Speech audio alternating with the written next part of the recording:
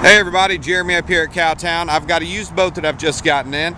Go through with you. This is a 2016 model Weld Built, fully all welded boat. It's a 1752 flat bottom. It does have a sport rake. It's got the 6040 Mercury 4-stroke engine. Power trim and tilt is a tiller handle. It's got a nice bimini top on here. It does have a full rear deck.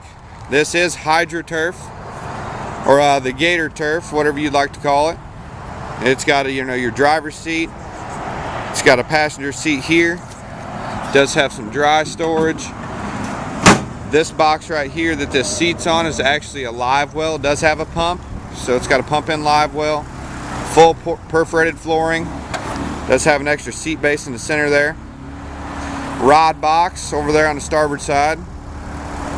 Front deck does have storage, another fishing pedestal, trolling motor mount.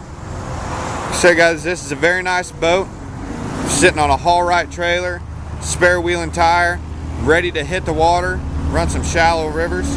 Any questions, feel free to give us a call, 573-885-6300.